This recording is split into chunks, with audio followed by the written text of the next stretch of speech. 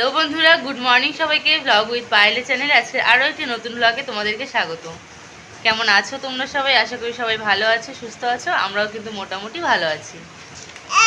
তো আজকে হচ্ছে শনিবার, এখন হচ্ছে 10টা বাজছে আর কি ঘড়ির কাঁটায়। তো আমার ব্লগটা আমি শুরু করছি এখান থেকেই। আর তোমরা যারা আমার চ্যানেলটিতে নতুন এসেছো তারা ভিডিওটি দেখো, যদি ভালো লাগে তাহলে অবশ্যই পাশে থেকো।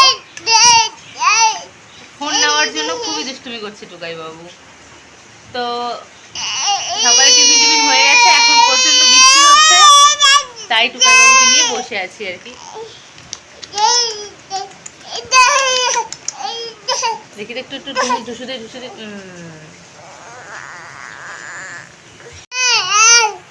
কি কি কি কি কি কি হয়েছে?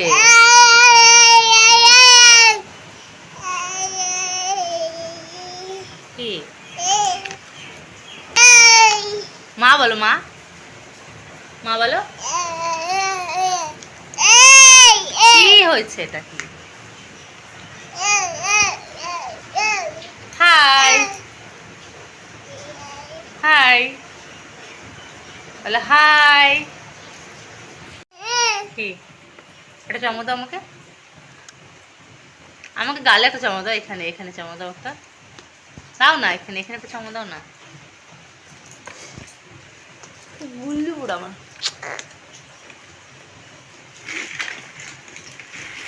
ইস রে, আসো দি, আসো আসো আসো আসো।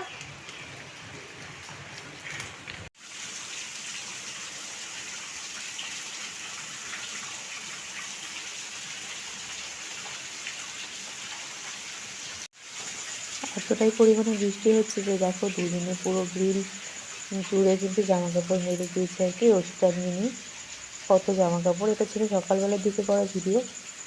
আর দেখো বাইরেটা মানে তুমুল বৃষ্টি হচ্ছে, রাত্রির থেকে সারাদিন বৃষ্টি হয়েই যাচ্ছে, বৃষ্টি থামার কোনো নামই নেই। বাবান, তো এদিকে দেখো মাম্মা টুকাইবাবু কিন্তু খেলাধুলো করছে। আসলে কোথায় ওর মাম্মা? গাড়িটা নিয়ে আসা হয়েছে এখানে, না তো থাক, গাড়িতে মাম্মাম করে নাই, খেলে আর কি এখন। নাই নাই। ফা দিয়ে দাও তো, একটু ফা দিয়ে দাও তোমাকে, একটু টাটা করে দাও আমাকে, একটু ডাকো তো আমাকে, ডাকো তো একটু।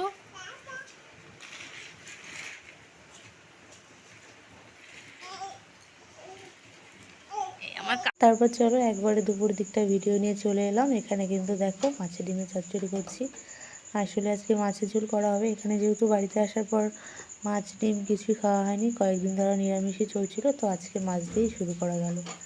তো প্রথমেই মাছের ডিমের চচ্চড়ি করে নিচ্ছিলাম, তারপরে কিন্তু মাছের ঝোল করে নেবো আর কি। এক এক করে রান্না করে নিচ্ছিলাম। ওদিকে টুকাইবাবুকে ঘুম পাড়িয়ে দিয়েছি, কারণ ওকে নিয়ে আর যাই হোক রান্না করতে গেলে যেহেতু নিচেই গ্যাস, থপ করে কখনো হাত দিয়ে দেবে তাই ভয় লাগে। তাই ওকে ঘুম পাড়িয়ে দিয়ে তারপর নিজে রান্নাটা করে নিচ্ছিলাম। তারপর ভাবলাম যে চলো কালকে লতি করব, কারণ লতি আছে ঘরে, তো সেইগুলো কালকে করব বলে লতি নিয়ে বসে গেছে। ওদিকে তরকারি রান্না হচ্ছে, ডিমের চচ্চড়িটা হয়ে গেছে, এদিকে ভাত বসিয়ে দিয়েছি, আর মাছের ঝোলটা বসিয়ে দিয়ে কচুর লতি কাটতে বসে গেছিলাম। আসলে লতি খেতে আমার খুবই ভালো লাগে, তাই কিন্তু বসে গেছিলাম লতি কাটতে।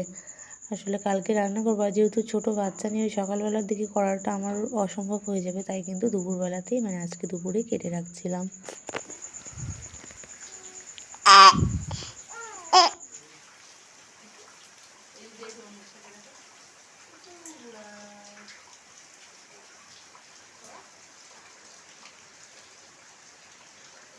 এই যে বাবা, তো দেখো এদিকে কচুলতি বাজতে বাজতে আর টুকটাক কাজকর্ম করতে করতে কিন্তু রান্নাটা কমপ্লিট হয়ে গেছে। তারপর স্নান টান করে নিয়েছিলাম, টুকাইবাবু স্নান টান সমস্তটাই হয়ে গেছিলো, ঘরটার মোছা। তো দেখো আমি স্নান করে সিঁদুর পরছিলাম, টুকাইবাবু এসে থপ করে ফেলে দিল আমার সিঁদুরের কৌটোটা।